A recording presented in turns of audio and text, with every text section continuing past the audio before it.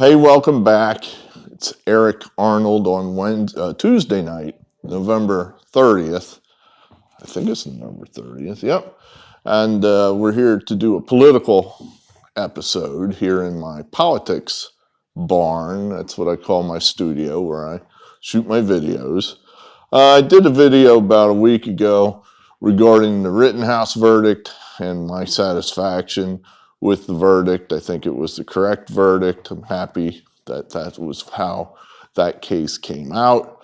One of my subscribers posted a lengthy post on that video. I'm not going to say critiquing it so much, but perhaps posting some contrary thought, which is fine. You know, I certainly, I'll say this, the subscriber that posted the comments is a personal friend of mine. I know him in real life. That doesn't mean you, stranger off the internet who we don't exactly know, is not allowed to post comments. Yes, certainly do. I want to hear your thoughts. And contrary thoughts are welcome too, because if everybody walks and thinks the same on a channel or in your circle of people, well, then I think that leads to bad thought. In other words, if you never critically examine what you think, at a certain point, you're going to not only think poorly, you're going to start assuming things that aren't true. And what you believe may or may not exactly be what's true. So always good to self-examine what you think. So for that, we appreciate Mr. Hall in posting his post. So this video, I want to respond to the comments from Mr. Hall. We're going to stick mostly to the Second Amendment that he comments that he made. He touched on a lot of bases there, and he wants he wants more in-depth discussion. Hey, I can do in-depth. Just remember, subscriber X, he has an attention span of a fruit fly. So, you know, he tunes out after 5 minutes. But we can do in-depth if some people like that. We're going to stick to the Second Amendment, and I think that'll be a long enough video as it is. Maybe we'll hit those other topics some other day. Yeah, I'd love to talk about some of those other topics, but we'll stick to the Second Amendment here. So without further ado, I'm going to read you some of his comments, since I'm assuming the audience probably didn't read what he posted. So let's go start here. Quote, and this is the commenter. Do you really think the government is going to cancel the Second Amendment and try to collect all the guns? Come on, you know better. We can't get 60% votes to get rural people better Wi-Fi, new parents a couple weeks of vacation time, and money for roads and bridges, unquote. All right, well, let's leave the, you know, the Wi-Fi and that sort of stuff aside. I could do a whole video on that. But yes, I do think the government's going to try to take our guns. Absolutely. Why do I think this? Well, I mean, anywhere there's a lot of Democrats that have conjugated together, that's what their rules are. I mean, in New York City, Chicago, Washington, D.C., Philadelphia, these are all practically supposed to be gun-free zones. If you're a law-abiding citizen and you want to have a gun in those areas, good luck.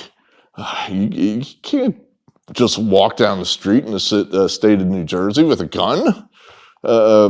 New York City, Washington, D.C., you know, I'm just going by experience, and these are Democrat-controlled areas, and Second Amendment be damned, but they have some of the most restrictive gun laws anywhere in this country, and they're all controlled by Democrats. So I judge that to mean if they had control of the entire country like that, there would be no Second Amendment.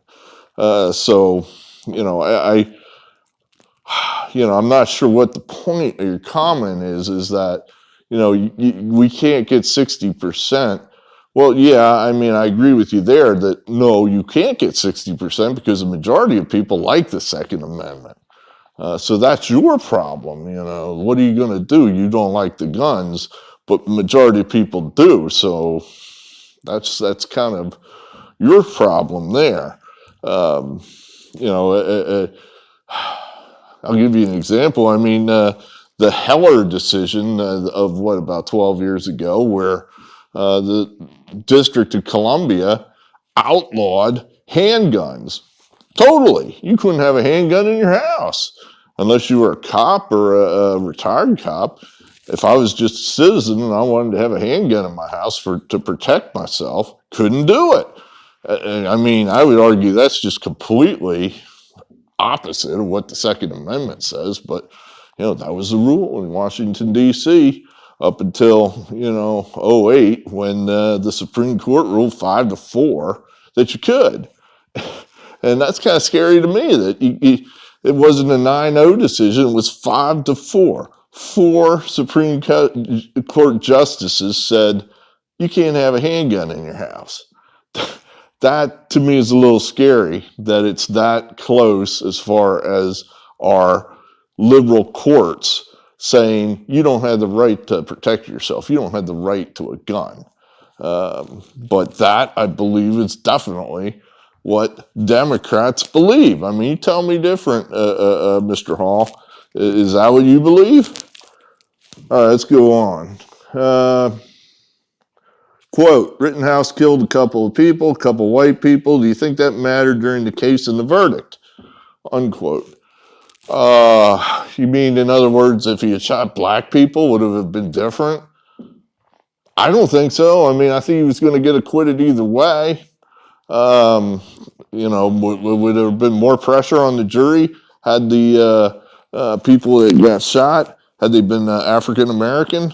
I guess. I mean, threats were made against the jury even as it was. The people were threatening to kill the jury.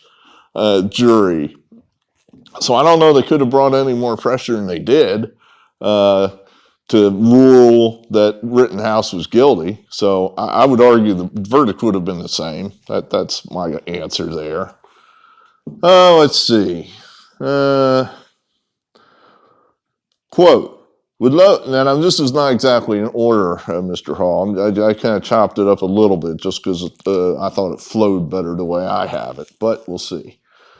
Quote, would love your take on the Ahmaud Arbery case too. These guys were not exactly protecting their family or property with their guns. They were acting like cops. Where should the line be drawn for self-defense, quote unquote, when the person claiming self-defense purposefully puts themselves in a dangerous or at a minimum highly volatile situation, has a loaded gun, and claims they feared for their lives because it was a dangerous or highly volatile situation, unquote. Well, on the Arbery case, I would have voted to convict those guys. I just think that they ganged up on this guy. They ganged up on this poor kid and they killed him. As it turned out, they shot him with a gun, but they could have ganged up with him without a gun and killed him. They were the aggressors. They were the attackers there. To me, that's why they're guilty.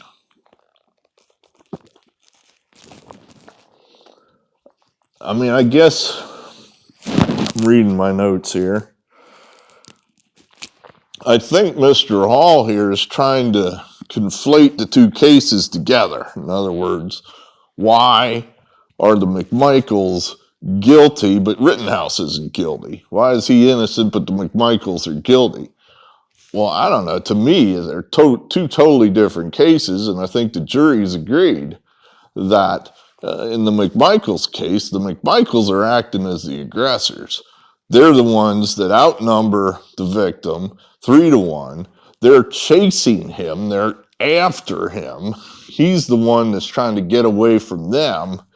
And then ultimately, this all goes bad and he ends up getting shot and killed. So to me, they're the McMichaels. They can't claim self-defense. I agree.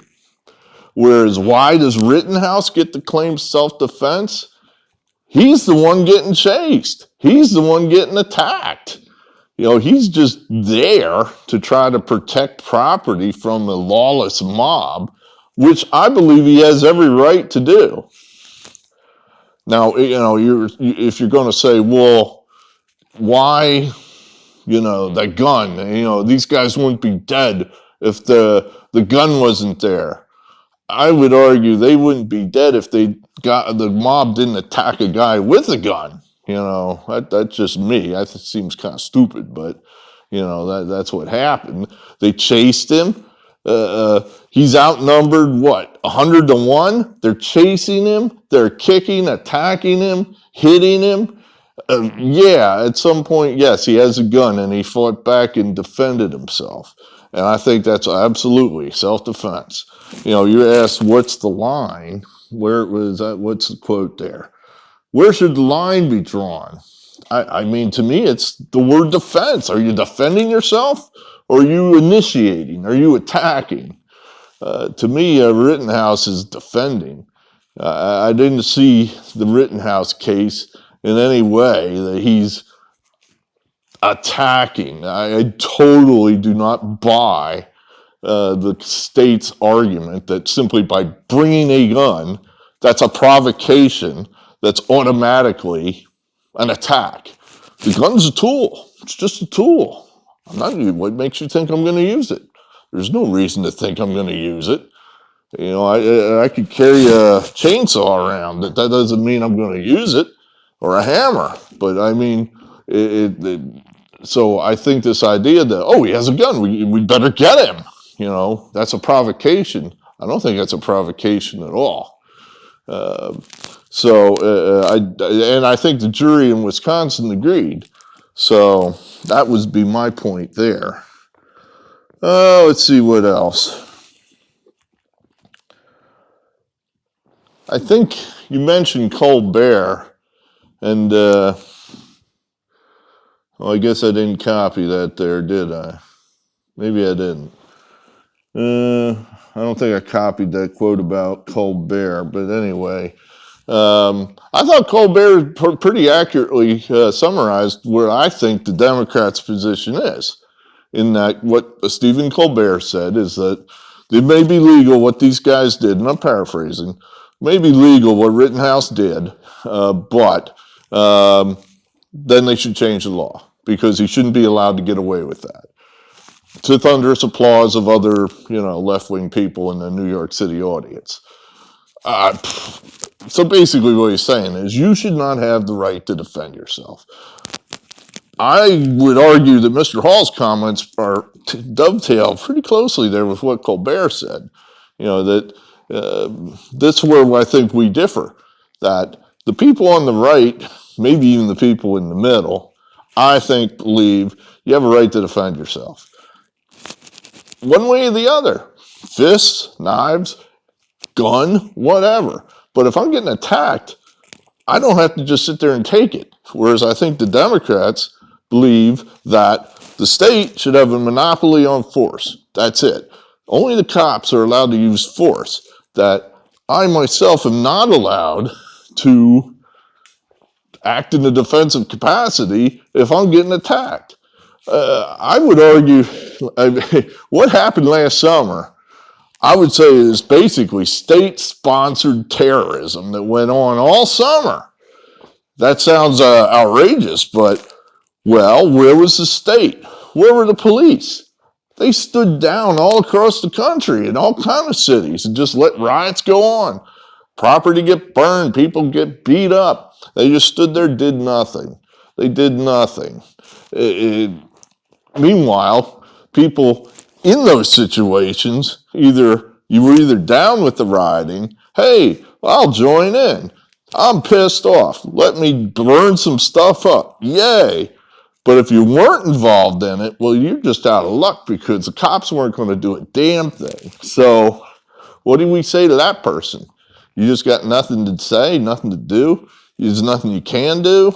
I totally disagree with this idea that, we don't have the right to defend ourselves.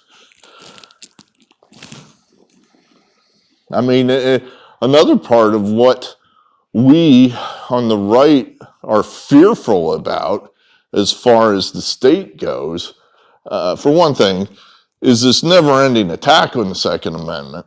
They never just come right out and say, we want to ban the guns, but they take every last effort they can to ban the guns. All these backdoor efforts.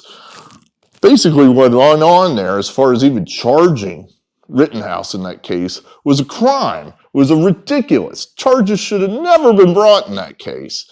Never been brought. It was a clear case of self-defense, about as clear as could be, but the prosecutor brought the case anyway. He brought the case anyway. Why did he drop the charges on that Grosskreutz, or whatever the hell, his star witness? No charges for that guy, but he's going to the mattresses on Rittenhouse. That's not right. Why didn't he charge Jump Kick Man, who he pretended to not know who he even was? Where, of course, he did, but they didn't even bring him in and charge him. That guy goes free. Meanwhile, to the mattresses on Rittenhouse. It's these kind of one-sided political charges. Why did they charge that dude in St. Louis who just stood outside his house with a gun, basically saying, don't come in here, mob. Where's the police? Nowhere to be seen. He stood there. He gets charged. He didn't do anything wrong. That's ridiculous. These kind of ridiculous political prosecutions, we fear the government, we on the right, and we have good reason to do so. So, yeah, that's why we want to make sure we maintain our rights to use force with weaponry as guaranteed by the Second Amendment. We have that right to defend ourselves. We have the right to defend ourselves. We have the right to bear arms. So I don't know how that's any clearer, but it makes us nervous when the left starts talking about reasonable common sense gun control measures. Well, what they're talking about are all kind of stuff that's not reasonable to us because we're the ones they're going to use it against. The only thing gun control does is control the guns in the hands of the law-abiding citizens. The outlaws, the criminals, they're all going to keep their guns. They're not turning them in. They're going to turn them on us. The government's going to turn their power on us as if they're not already.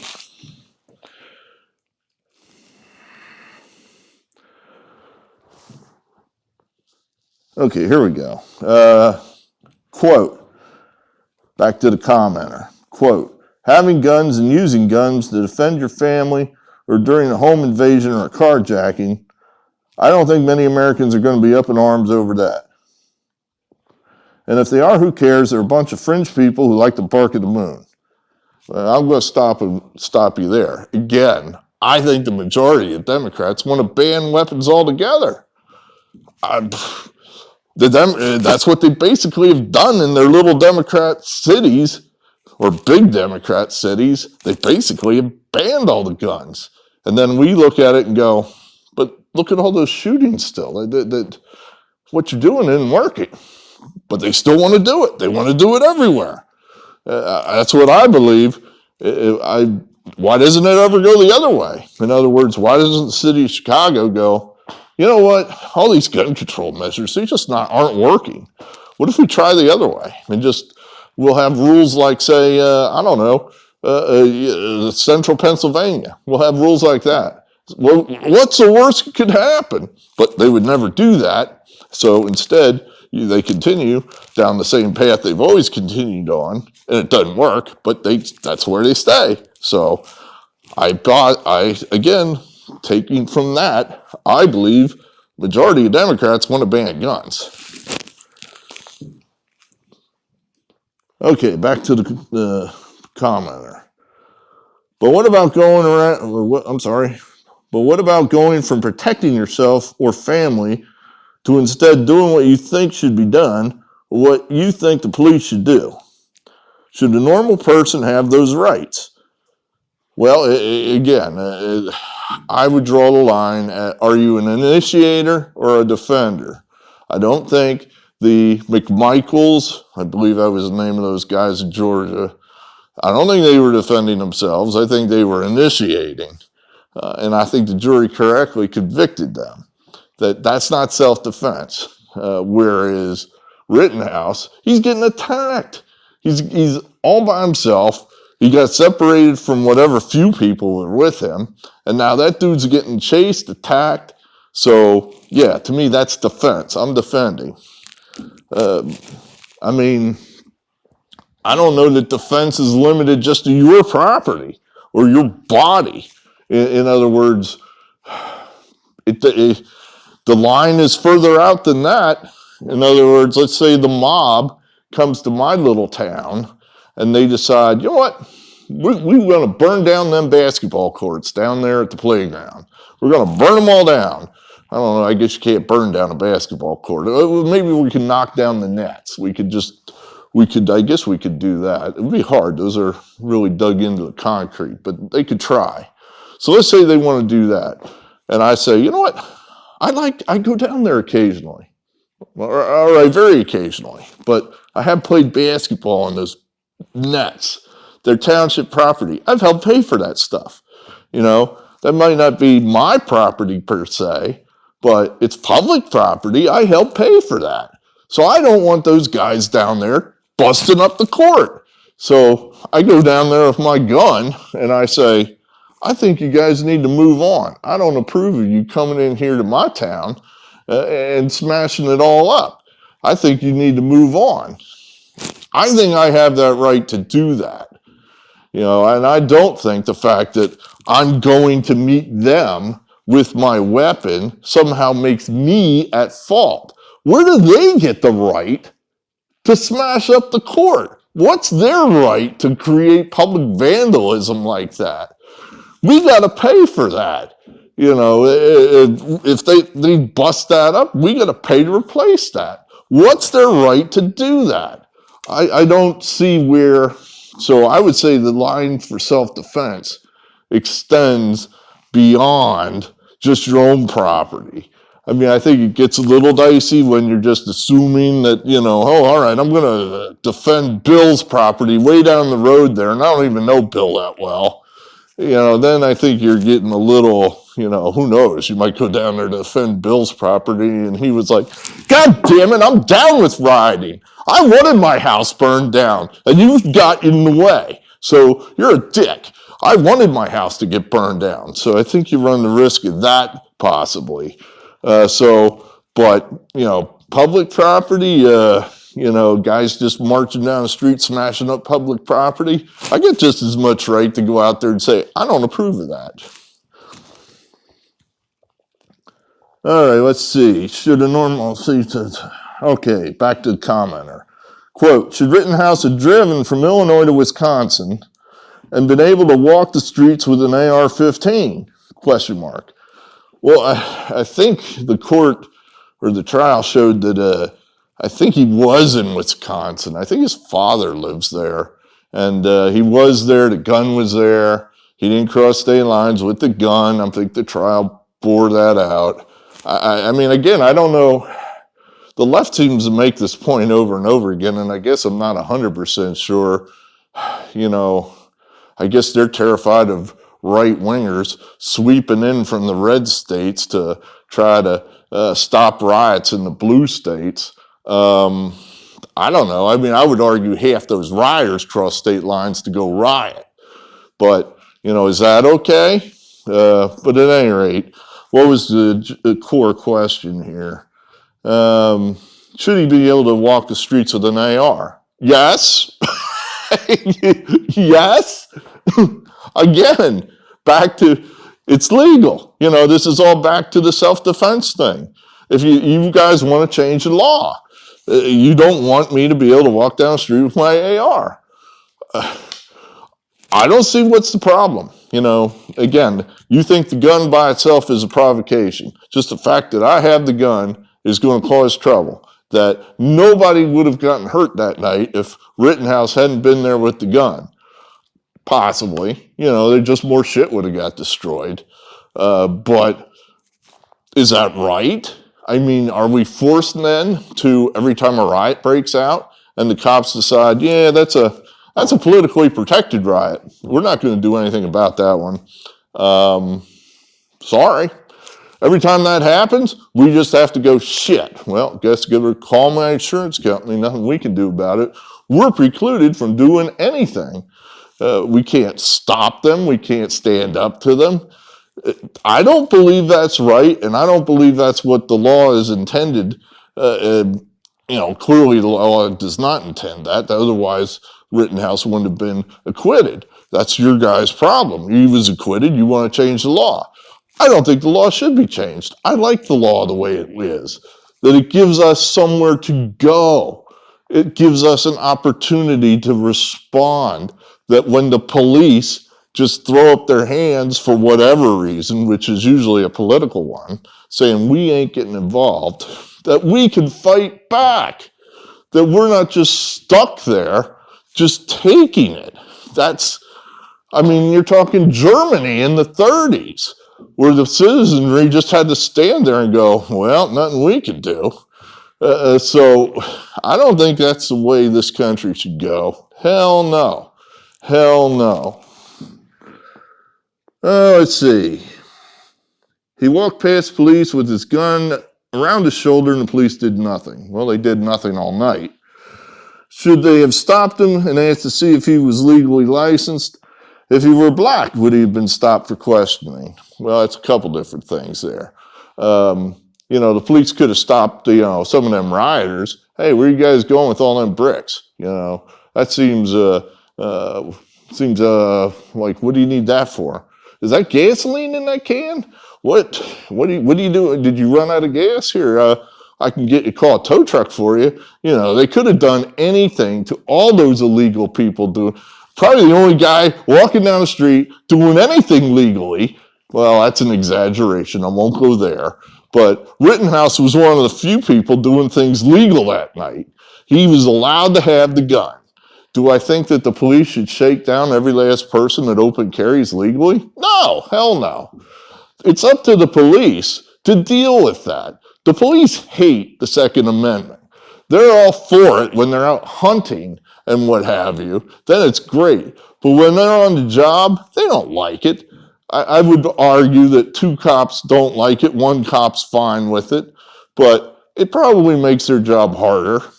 Yeah, I probably would allow, there's room for negotiation there as far as, all right, we don't want to make the cops' job harder, but the cops have to understand, this is our right. We're not giving up our right just to make your job easier, especially in instances like this, where you just totally, blatantly, wrongly abdicate your responsibility. You just drop your hands and go, I'm not doing nothing. You don't like me and you're pissed at me, so I ain't doing shit. You guys do what you want.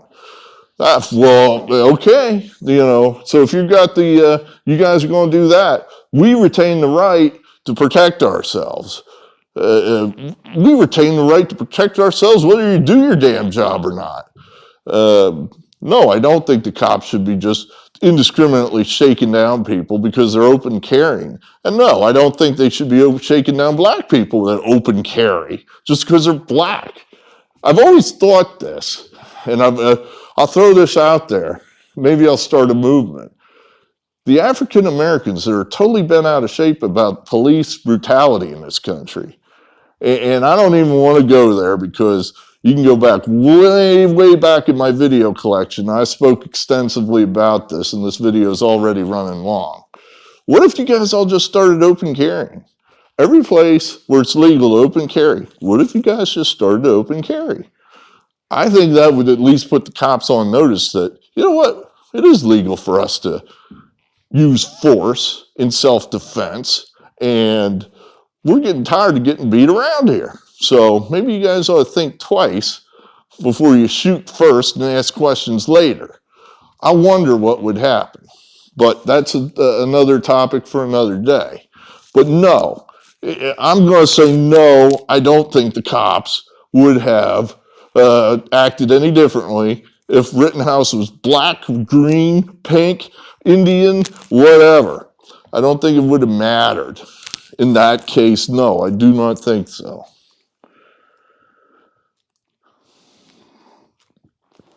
All right. Well, that's it. That's all I had as far as notes on the commenter there. I'm curious how he feels about the Rittenhouse decision. I mean, I kind of got the feeling that he thought Rittenhouse should have been convicted, which frankly to me puts you pretty far outside the mainstream as far as Second Amendment goes. But I don't know. You tell me. Should Rittenhouse have been convicted? I don't think there's any way. Again, there's no way that charge should have been brought to trial. That's the kind of thing that annoys us. It pisses us off. That makes us want to hold our guns even closer when we know that there's political prosecutions going on out there designed to make us afraid to bear our arms. That we're supposed to then be afraid, okay, here comes the mob, but I know if I do anything outside the ordinary here other than just get the shit kicked out of me, I'm the one that's going to get charged. That's the message that the state was sending in that case. Don't defend yourself or we'll fuck you up. That was the exact message that was being sent. Luckily, 12 jurors said, all right, we got your back. You know, you're not going to get convicted. Your life's just going to get turned upside down during this trial, but you're not going to get convicted, at least in that case. You know, that annoys us. We don't like that. We don't think that's right. There's no way that case should have gone to trial. But, you know, the country is full of liberal prosecutors that just think the state retains a monopoly on force, and that is not what the Constitution says, and that's not what we believe. The majority of Americans don't believe that. So these are my thoughts on the Second Amendment. At any rate, Mr. Hall, you're free to respond any way you like. I appreciate the initial comments. Like I said, gives me an easy video to make where I can, you know, kind of have a guideline to what to say. But, yeah, I don't know. I changed your mind. I don't think you changed mine. But, you know, I did have to think a little bit while I was preparing to make the response. So, like I said, it's always good to debate these issues, to think and examine your position. I'd love to talk about vaccination. You asked some questions there about vaccinations. I'd love to talk about that. I don't know if you're aware of this, Mr. Hall, but YouTube censored me. They have censored me. I've already taken down one video. I've already got a strike against me. My YouTube benevolent gatekeepers. So I'd love to talk vaccinations and mandates and passports, but not in this video, perhaps not in any video, or I'll be canceled. I know you probably don't think that sort of thing happens, but it certainly does.